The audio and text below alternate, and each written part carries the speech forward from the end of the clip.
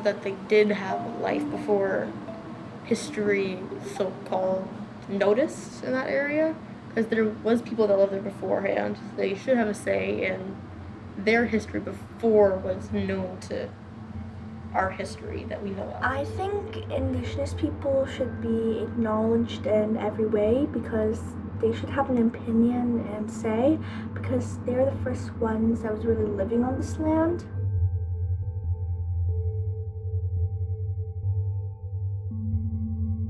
Maps are important because they tell people where things are, but I guess it depends who draws the map and what they think is important.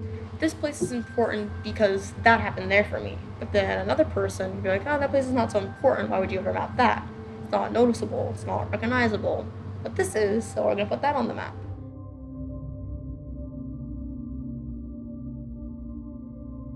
I don't think that it was really fair that the people that came to this land just used it as a dumping ground for their own waste. It's like they didn't care about the nature, and like people now would probably enjoy this place more if the river were still here. At the moment, it would have been the right thing to do, but then if you go into the future and see that how much it affected everything, then you probably wouldn't have done that at the time.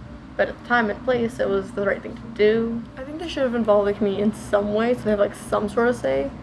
The government will do what they think is best for it, but the people that live there might not think it's the best thing to do. They might give up another suggestion that's better, but the government will never know because they didn't ask.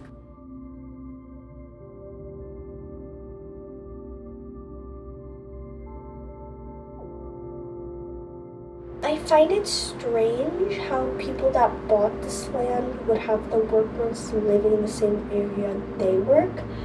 I think they should have some distance between the boss and the people working there. Yes, it would be very awkward. It'd be like, oh, I'll be there in 5 minutes, and then you're not actually there in 5 minutes, so they just walk up to your house and like, why are you late?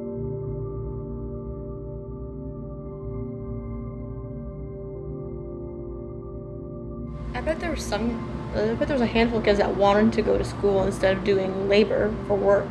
And I bet you there was a handful of kids that wanted to do labor instead of learn. I feel like a lot of kids did want to go to school because they wanted to have fun and play with their friends and be able to just like talk to different people. At work, you have to be serious and can't really joke around. I don't mind having separation from my family at times like that, to go to like school or work or something like that.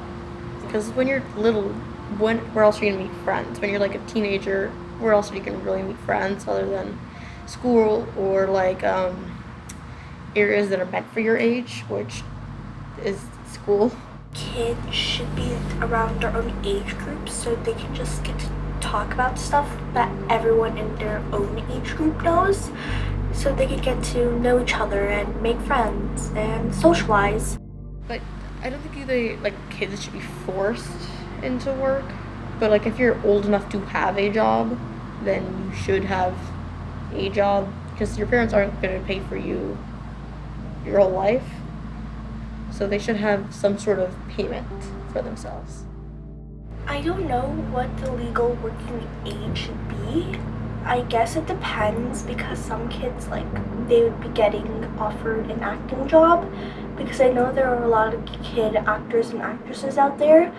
So sometimes maybe kids will start at a young age and acting is their whole career. So it really depends.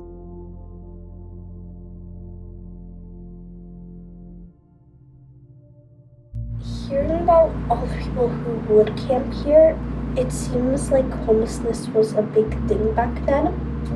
Maybe the people who own this place should have given them a place to stay, but I feel like homelessness is still a big problem till this day. Having a home means to me, when you're having a bad day, you can just go somewhere that will comfort you and somewhere that you can really look forward to going to, and where you can get to sleep and eat and really just do whatever you want. It means not having enough money to survive. So it's just kind of like living on the edge of society almost, and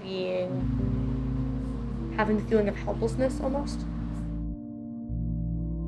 When I do come into like a more busy area of the city, I do see quite a bit of homelessness, and I do realize that they are in need of help. It's not only just us that are going through it that have resources, it's also the homeless that don't have the resources, the extra resources for the COVID-19 pandemic. They also need resources to keep themselves protected from it and everyone else protected from it. So the government should try to give them some sort of resources to help them prevent it.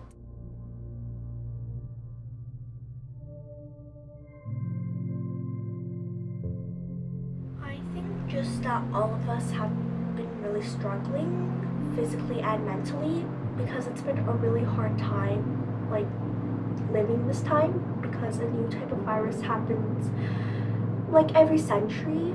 So just being alive at this time is just unbelievable. Being in this one, like experiencing it, is really hard. I have been doing school online for the whole year, for the past school year. So it was very hard for me to like stay focused. And it was a little upsetting to know that I graduated elementary school from my room and not know that there's like some big exciting thing. It was just here, I mailed just a certificate to you 2 blocks away from the school. So it's kind of letting down to know that what should have been a bigger accomplishment in my young teenage years turned out to be a mailed piece of paper in my mailbox. Somehow it may be a good thing because you can get self-care for yourself. You know, when you're not really paying attention to yourself, you are paying attention to your job, and it's really stressful not being able to take well care of yourself. Now that we are inside, we can start to like be more aware of our mental health and start taking care of that more.